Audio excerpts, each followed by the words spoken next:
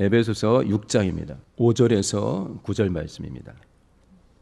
제목은 잘 듣고 계신가요? 이렇게 정했습니다. 6장은 5절에서 9절까지입니다.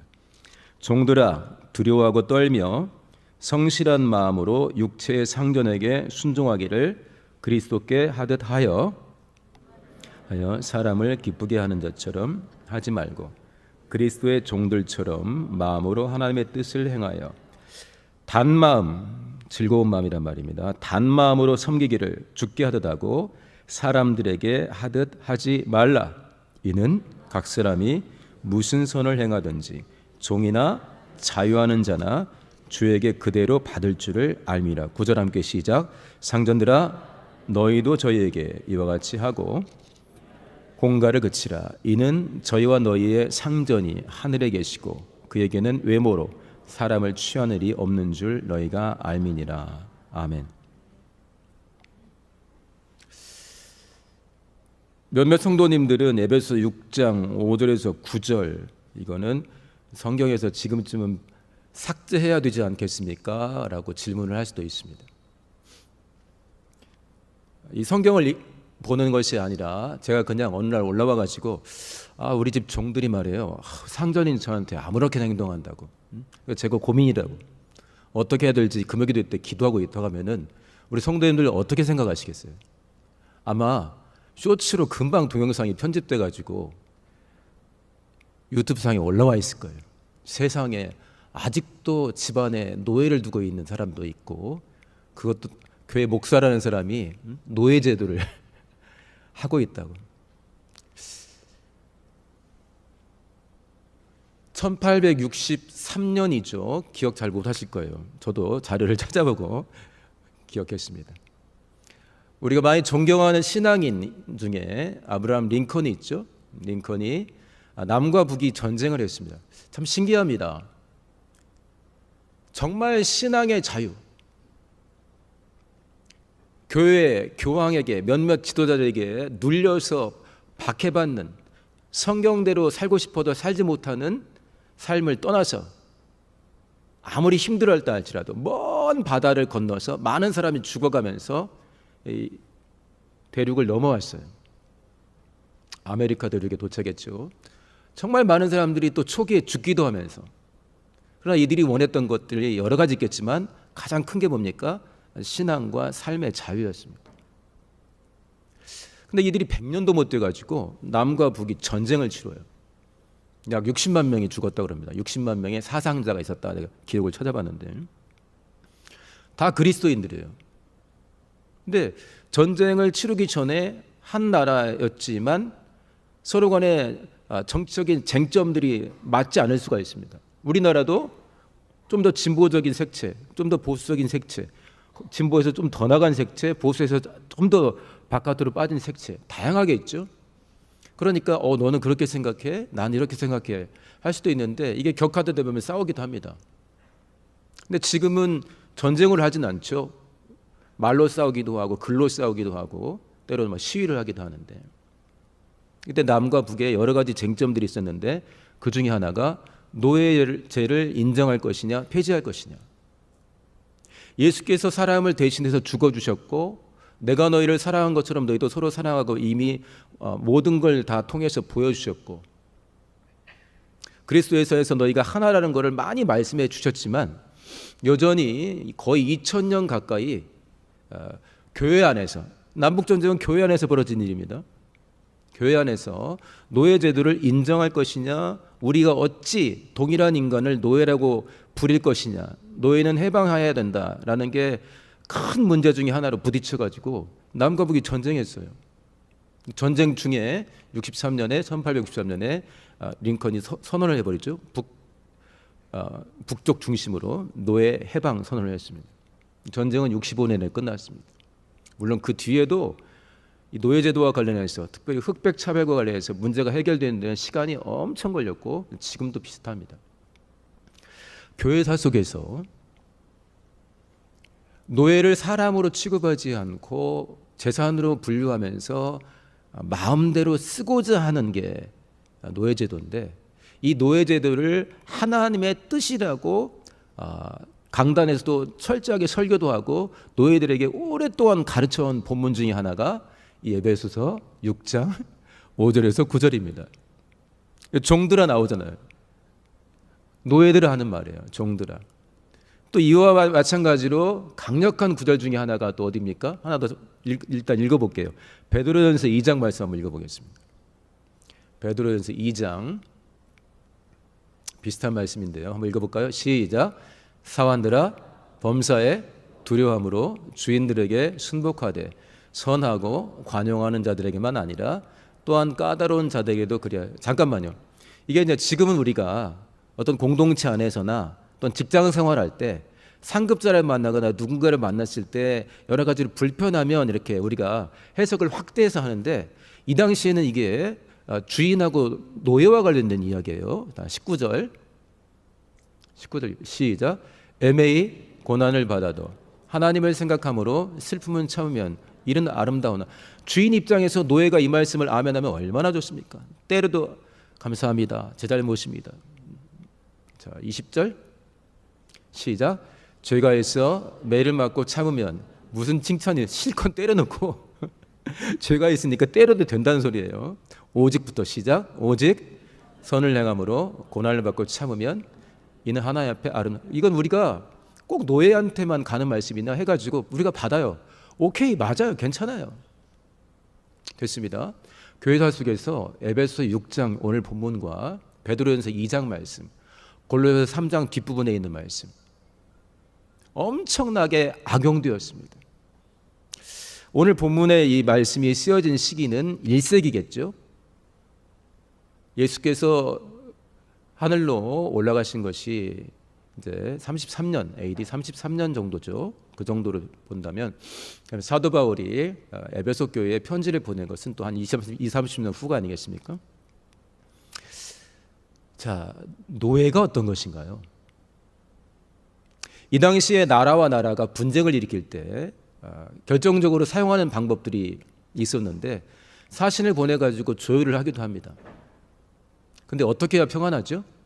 친구 먹든지 둘 중에 하나가 종이 되든지 해야 되는데, 자, 큰 나라 옆에서 한 나라가 종처럼 매년 돈도 바치고 재물도 바치고 사람도 바치고 한다 해봐요. 그걸 계속할 나라가 어디 있어요? 우리가 약할 때 이렇게 하는 게 차라리 낫다, 다 죽느니 이렇게 하는 게 낫다 하지만 당하는 게 있지 않습니까? 우리나라가 강력해졌어요. 저쪽 나라보다 훨씬 세졌어요. 그러면 계속 종노를 해요? 아니면 바꿔야 돼요? 당연히 바꿉니다. 그때 당한 게 있기 때문에 보통 어떻게 갚아줘요? 전쟁을 하는 거예요.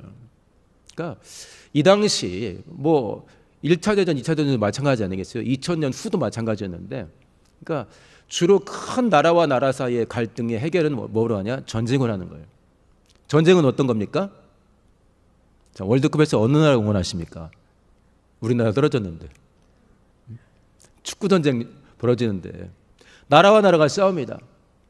대표를 뽑아가지고 가위바위보 하면 얼마나 좋습니까? 전쟁은 어떤 거예요? 죽이는 거예요.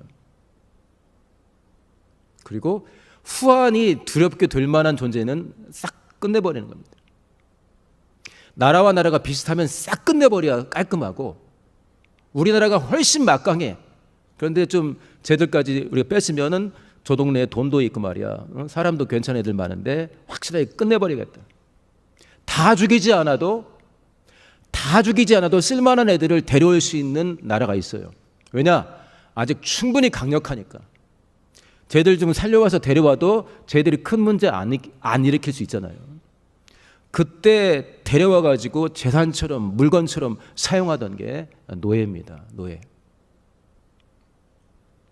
어느 나라에서 멀쩡했던 귀족일 수도 있고 지식층일 수도 있고 돈 많은 사람일 수도 있고 군인이었던 사람들일 수도 있고 학생일 수도 있습니다. 전쟁에서 지고 현장에서 죽이지 않고 살려서 데려온 애들은 다 노예인 거예요. 노예는 뭡니까? 재산입니다. 재산. 이 당시에 로마의 법이 굉장히 유명한데 점점점 노예를 향해서 규정하는 법 규정도 달라지긴 했지만 노예를 향한 법이 없어요. 왜냐? 공식적으로는 인간이 아니기 때문에 그렇습니다. 인간이 아니고 재산이었어요. 그런 상황에서 지금 이 에베소 지역에도 복음이 전해지고 교회가 생기는 겁니다. 삶을 살면서 귀족이 더 기도 제목이 절실하겠어요? 노예가 기도 제목이 절실하겠어요? 대대로 노예로 태어난 애들은 기도 제목이 절실하지 않을 수도 있어요. 어차피 나는 우리 할아버지께 전부 다 노예였다 생각하면 이게 지금 그냥 나는 어차피 노예라고 생각할 수 있는데, 노예가 아니었다 노예가 된 애들도 있어요. 엄마 아빠가 가르치겠죠? 너는 원래 노예가 아니다. 에이 모모 나라 공주다. 여기서는 지금 나도 노예고 너도 노예지만 반드시 나라를 회복하거라. 이런 꿈을 꾸거나 다양한 사람들이 있겠죠. 그래서 에베소 교회가 생겨나는데, 성도들 중에는 우리 성도님들 지금 출신이 다양할 수 있어요. 혹시 노예 출신이 계십니까? 우리 할아버지 할머니 고조 할아버지까지 가면은 종 출신이 있을 수 있어요. 그렇죠?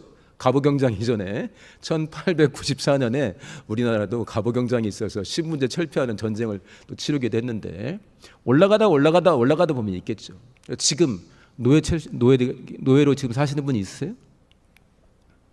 이 당시 교회에는 노예인데 예수 믿게 되고 공동체로 인도되고 있는 분들이 있는 겁니다. 한 뼘 더 성장한 달에 어떤 주제를 가지고 제가 우리 성도님들과 길지 않은 시간 나눠볼까 했는데, 제목을 잘 듣고 계신가요? 이렇게 했습니다. 우리 성도님들, 하나님의 말씀을 잘 듣고 계신가요? 하나님의 말씀을 잘 듣고 계십니까? 공적인 예배 환경에서는 들으려고 더 애를 씁니다. 그리고 또 하나, 돌아간 삶의 자리에서도 우리가 하나님의 말씀을 들으려고 애를 쓰는데, 제가 오늘 준비한 거는 일상의 삶의 자리에서 우리가 하나님의 말씀을 어떻게 더 잘 들을 것인가, 개혁 성도답게. 예배 때도 비슷해요. 저도 한번 이야기한 적이 있는데, 저도 이제 다양한 예배에 참석하지 않습니까? 설교자일 때도 있고 회중일 때도 있습니다. 2주 전에 어떤 예배에 참석했는데 제가 흔히 말하는 은혜를 많이 못 받았어요. 은혜를 못 받았다는 게 설교자에게나 뭐 찬양팀 이런 분들에게 짜증났다는 건 아니고, 내가 저기서 어떤 걸 받아서, 말씀은 분명히 있는데 내가 어떻게 내가 한 주간을 살아내야 되지 하는 게 이게 크게 감동이 안 되는 거예요. 물론 그 말씀 그대로 순종하면 됩니다. 그런데 그렇게 하나님은 살아계시고 늘 나와 동행하시며 말씀하신다고 우리가 151장 찬송도 했는데, 하나님께 나가서 예배한다고 했는데 그것도 좀 충만하게 살려온 목사인데 감동이 없으면 얼마나 이게 신앙이 메마릅니까? 감동이 없으면 그냥 말씀대로 순종이라도 해. 맞는데 그게 얼마나 팍팍한 신앙생활이에요. 제가 토요일날 새벽에 좀 일찍 일어나가지고 간절히 기도한 다음에, 하나님, 내가 그 예배에 참석했는데 이대로 지나갈 수는 없습니다. 어떻게 하나님 만나는 예배 때 감동도 못 받고, 다 내 탓이겠죠? 감동도 못 받고 애매하게 끝내고 그냥 말씀 생각하는 정도로 할 수가 있겠습니까? 이거는 나를 향한 주님의 특별한 음성이 있었을 텐데, 내가 어떻게 그렇게 나를 향한 말씀도 못 받아냈으면서 일상 속에서 내가 하나님과 동행할 수가 있겠습니까? 그 예배는 그냥 대충 드리는 예배입니까? 그래서 회개하면서 간절히 기도하고, 요즘에는 감사해요. 유튜브에 접속하면 다시 들을 수가 있어요. 그래서 시작 찬송부터 끝까지 빨리 들어야지 한 일주일쯤 지나면은 설교만 올라와 있는 수가 있어요. 그래서 간절히 기도한 다음에 기도 시간부터 같이 하고 찬송도 부르고 말씀도 받고 했는데 굉장히 많이 은혜를 받았습니다. 우리 성도님들, 예배 가운데 하나님을 만나는 일에 있어서, 나를 향한 하나님의 음성을 듣고 감동받고 돌이키는 일에 있어서 한 뼘 더 성장하시기를 예수님으로 축원합니다. 할렐루야. 근데 참 중요한 게 일상이에요. 여기는 애초부터 올 때부터 나는 오늘 졸다 가리라, 자다 가리라, 앉았다 가리라, 들을 필요 없다, 나도 집에 가면 또 접속해서 들을 내가 아는 유명한 목사님 계시다, 그런 분이 여기 어디 있겠어요? 몸을 가지고 여기까지 오셨으면 하나님의 말씀을 받으려고 우리가 합니다. 그렇죠? 그래서 우리 성도님들, 공적인 예배 가운데 하나님 만나는 일에 있어서, 그 하나님 만나기 위해서 준비하는 일에 있어서 신령과 진정으로 가까이 나가고 하나님의 음성을 듣는 일에 서 성장하시기를 예수님을 축원합니다. 마태복음 7장에 우리가 상당히 무서워하는 말씀이 있어요. 마지막 때에 예수께서 심판하시는데 내가 너를 모른다 하는 거예요. 이거는 골치 아파요. 비슷한 연배나 비슷한 어떤 신앙생활한 동료가 내가 네가 지난주에 어떻게 하는지 알게 뭐냐, 네가 충만한지 안 충만한지 알게 뭐냐, 난 네가 과거에 한 일을 알고 있다, 중간에 어떻게 변했든 간에 뭐 이런 사람이 아니에요. 너가 오해하고 있는데 내가 20대 때 모습이 아니야, 내가 이렇게 예수 만났고 변화됐다 하면은 그래야 할 수가 있어요. 근데 하나님이 불법을 행하는 자에 하게 되면은 어디 가서 우리가 하소연합니까? 어디 가서 하소연해요? 그것도 앞에 서신 분이 누구예요? 나 대신 죽어주신 예수께서. 불법을 행하는 자야 나를 떠나라 했는데 그 사람의 행함이 있어요. 행함이 있는데 내가 선지자 노릇도 했습니다. 말씀 받아서 전하기도 했고 귀신도 쫓았고요, 이렇게 저렇게 남들이 하지 않는 일 많이 했습니다 했는데 거기를 잘 보고 그 다음에 읽어보면은 참 헷갈려요. 저렇게 했는데 왜 불법이지? 그러니까 예배라는 어떤 공적인 모임이나 본인이 공적으로 드러나는 순간에는 그렇게 살아는 것 같아요. 그런데 그 사람을 전체적으로 가장 온유하시고 긍휼이 풍성하신 하나님이 진리이신 그분이, 우리를 부활의 길로 이끄시는 그분이 볼 때는 불법자인 거예요. 왜냐? 그 시간 외에는 하나님을 기억하지 않아요. 그리고 자기 마음대로 살아요. 하나님이 원하시는 게 있는데 내 마음대로 사는 건 잘하는 겁니까? 자, 하나님이 원하시는 뜻이 분명해요. 그런데 남들이 지켜보지 않는다고 내가 살아가는 일상 속에서 내 마음대로 살아가는 거는 1번 자유한 겁니까? 2번 하나님 보시기에 불법입니까? 어떤 겁니까? 불법이라 하긴 좀 말이 좀 부담스러운데 예수께서 불법을 행하는 자요. 아니 그렇게 은사가 있고 이적이 있고 체험이 있고 간증이 있는데 어떻게 예수님이 가짜 예수님인가? 그러나 누구도 성경에서 그분을 가짜 예수님이라고 하질 않아요. 성서학자들도. 그러니까 저는 생각했던 게 뭐냐면 한번 나눈 적이 있는데 이분의 마음 중심하고 두 번째 일상에서 하나님과 아예 상관이 없었나 보다. 남들이 볼 때 목장 모임 할 때 또는 공적으로 이렇게 마였을 때 전체 예배할 때 이럴 때야 누가 대놓고 여기 있는 분들이 불법자처럼 행동을 하겠어요. 마음은 몰라도. 근데 일상에서는 마음대로 할 수 있거든요. 그래서 일상이라는 게 참 중요하구나 생각을 하게 됩니다. 예배 시간이 깁니까? 우리에게 일상이 훨씬 깁니까? 성도님들. 주일날이나 주중에 있는 공적인 예배나 기도의 시간을 합쳐놓은 것하고 그거 외에 그냥 내가 중심이 되어가지고 살아가는 일상, 어떤 게 훨씬 시간이 깁니까? 맞아요. 훨씬 긴 일상 속에서 내가 내 마음대로 살면 이 사람은 어떻게 해요? 사실상 자기 마음대로 산 거죠. 그러니까 공적인 시간에는 외식이든 뭐든 어떻게 했는데 일상 속에서는 그렇게 안 살아간다면은 그 공적인 시간에 받았다는 은혜는 굉장히 우리가 생각을 해봐야 되는 거죠. 에베소 교회가 예배하러 모였습니다. 모였는데 아까 말한 것처럼 노예도 있어요. 주인들도 있어요. 아마도 노예가 더 숫자가 많지 않았을까요? 유대인 중에서 힘들게 살다가 변화된 사람이 좀 더 많았을 것 같고, 그 다음에 그 로마 제국 하에서 에베소 지역에서 힘들게 사는 사람들 중에서 먼저 복음을 듣고 변화된 사람들이 누구였을까? 시간이 많이 남아서 항상 새로운 것을 생각했다는 그런 철학자들이나 그런 사람들도 있겠고, 복음이 전해졌을 때 해방감을 느끼고 자유를 느끼고 하나님의 자녀가 된다는 것을 크게 기뻐할 만한 사람들은 어떤 사람이었을까요? 그것보다 훨씬 더 어려운 사람들이었겠죠. 그러니까 뭐였어요? 아마도 자, 에베소서가 원래 성경이었습니까? 아니었죠. 에베소서가 성경으로 확정된 거는 397년입니다. 그러니까 이게 쓰여진 뒤로 한 300년, 거의 400년 지난 뒤에 신약의 27권이 성경으로 정해졌습니다. 397년에 교회 회의가 있었는데 이름은 세 번째 열린 카르타고 교회 회의에서 27권이 정해졌어요. 그러니까 그 전까지는 중요한 가르침으로 계속 읽었던 거예요. 에베소 교회에 이 편지가 도달이 됐어요. 공적으로 모여서 예배도 했어요. 성찬도 했는데 어느 날은 사도 바울께서 지금 가택 연금 상태인데 로마에서 우리 에베소 교회에 편지를 보내왔습니다. 얼마나 반갑겠어요? 그 편지가 지금 에베소 성도들이 모여있는 상황에서 읽혀지고 있는 거였죠. 그런데 뜬금없이 사도 바울이 1절에서는 자녀들과 부모와의 관계를 이야기하고 5절부터 9절까지는 노예와 주인의 이야기를 하겠습니까? 하나님의 은혜를 받고 모인 공동체는 모여서 나눌 때 어떻게 해요? 그러면 우리가 이 말씀을 어떻게 살아내야 될까요? 예를 들어서 홍길동이라면 길동아, 길동씨 하겠죠. 길동 형제 했을 거예요. 거기 리더가 길동 형제 한 주간을 어떻게 살았으면 좋겠고 특별한 기도 제목이 뭐가 있어? 물어봤을 거예요. 누군가. 전 노예인데 어떻게 살아야 될지 모르겠습니다. 그런 질문들을 하지 않았겠어요? 상전을 내가 어떻게 돼야 됩니까?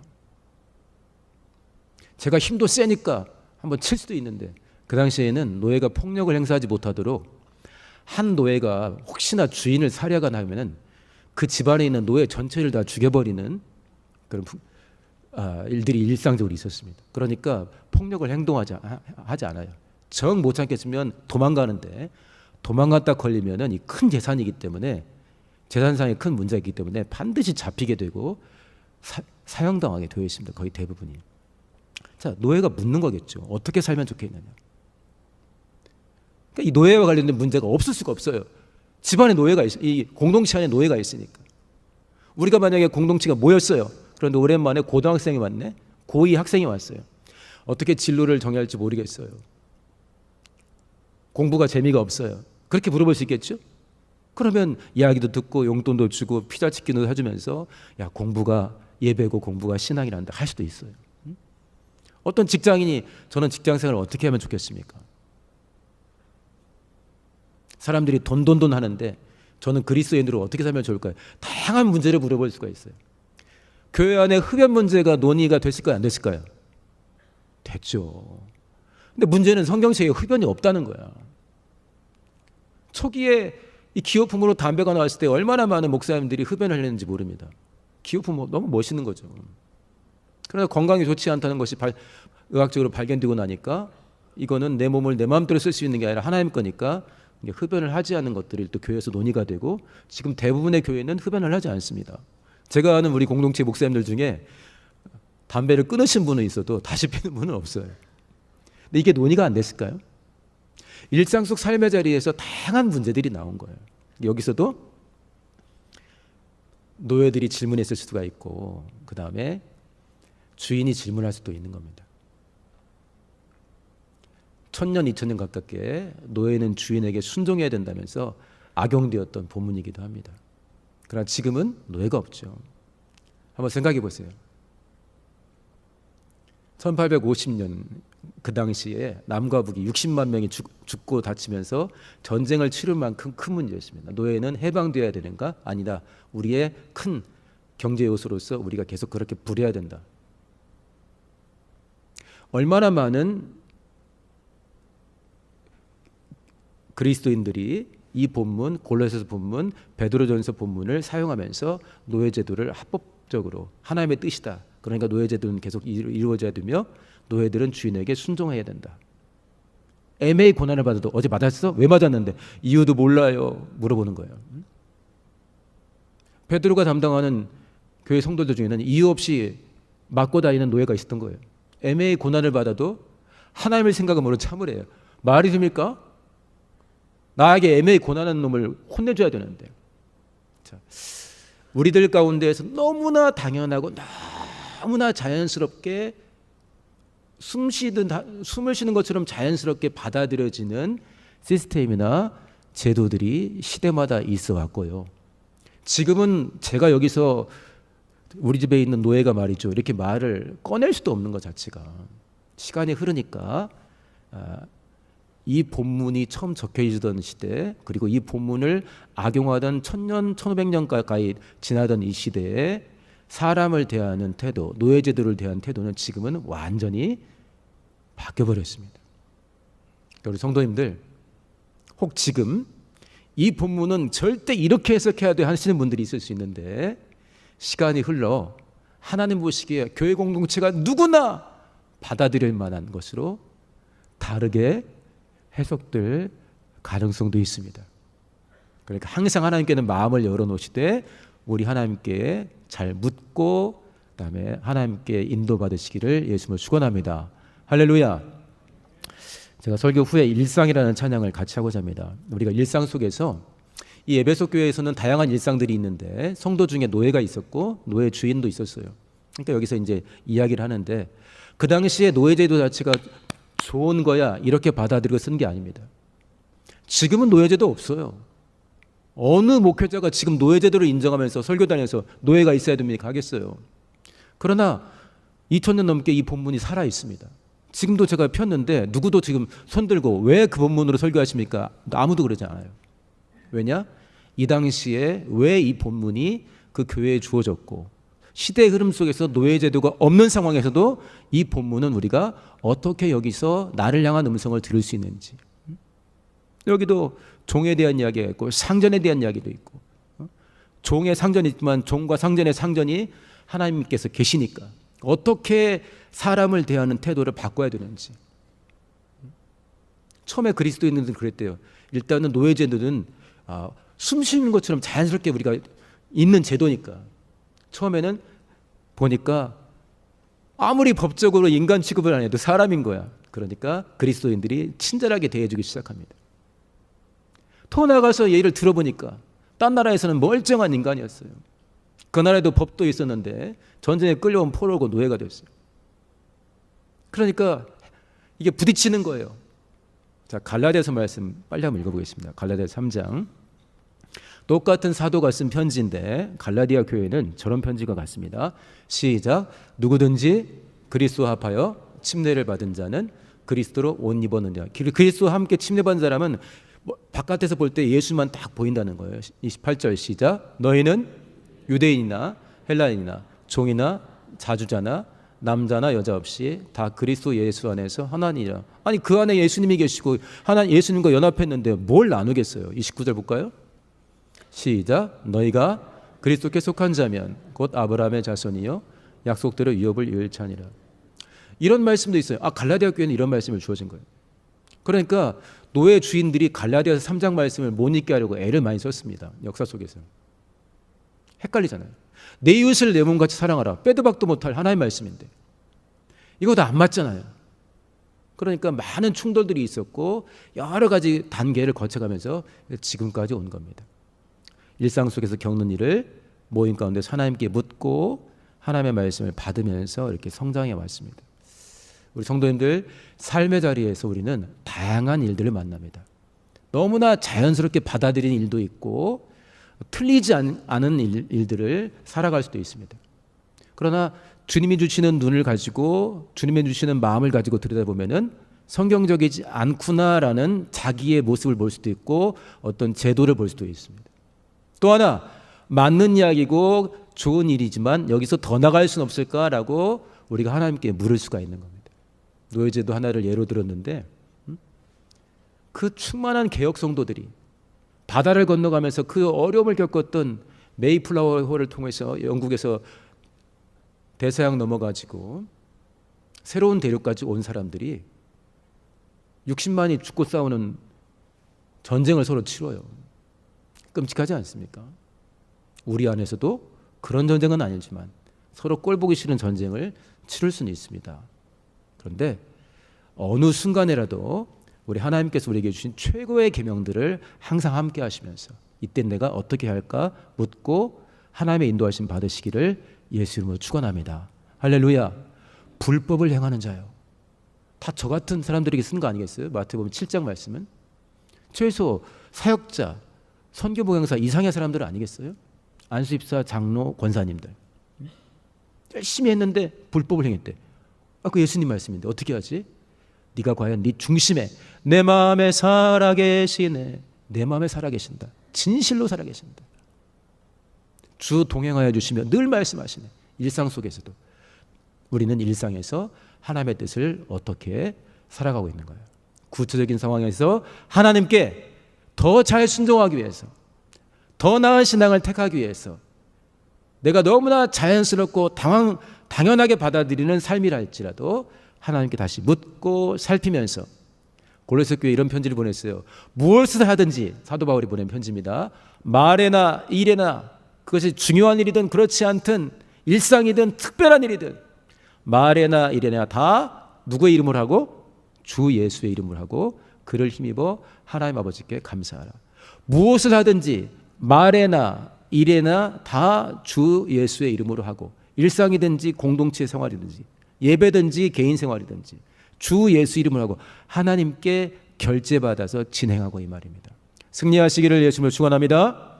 시간이 됐지만 그 찬양을 할 텐데요, 가사를 잠깐만 설명하겠습니다. 왜냐하면 좋은 찬양인데 우리가 많이 부르진 않았습니다.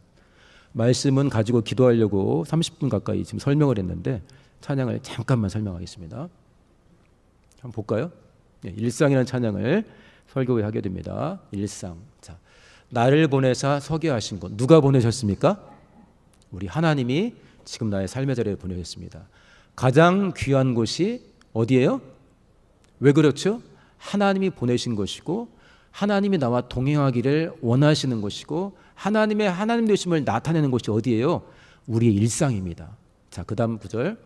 내게 주신 곳 때로는 광야와 같죠. 그 다음에 믿음과 소망, 거기 시작.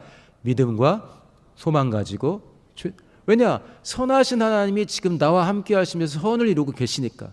이런 광야 같은 삶을 허락하신 분도 나 대신 죽어주신 하나님이시니, 거기에는 내가 알지 못하는 큰 계획과 선하신 하나님의 마음이 있으니 그 믿음 가지고 소망 가운데 최선을 다하겠다는 겁니다. 그 다음 시작. 나의 작은 삶.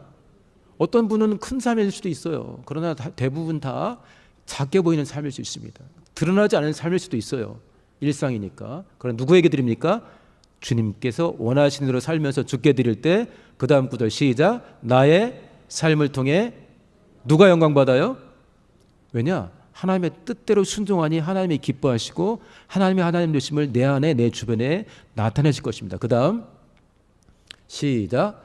내게 맡기신 가장 귀한 이곳, 감사와 순종으로 오늘을 살리라. 아멘. 자, 그 다음에 있습니다. 시작. 나의 일상을 통해 하나님께 영광을, 나의 일상을 통해 생명의 복음을, 그 다음 내게 맡기신 이곳, 나를 부르신 곳에 하나님의 나라가 이루어지길. 우리 미취학부하고 초등부 친구들이 살아가요 하나님 나라, 내게 맡기신 이곳, 나를 부르신 곳에 하나님의 나라가, 하나님이 원하시는 뜻이, 주님 내가 지금 이 일을 겪고 있는데 여기서 어떻게 하면 좋겠습니까? 이 말씀을 내가 받았는데 내가 처한 삶에서 어떻게 순종하면 좋겠습니까? 내가 지금 이걸 당연하게 살고 있는데 이래도 되겠습니까? 말씀에 비추니 문제가 되는데 어떻게 하면 좋겠습니까? 사람들이 나를 칭찬하는데 어떻게 하면 내가 7월에 한 뼘 더 성장할까요? 하나님 나를 인도해 주셔야 할 때 내 일상 가운데 하나님은 우리를 하나님이 원하시는 곳으로, 방향으로 인도하실 것입니다. 승리하시기를 예수님으로 축원합니다.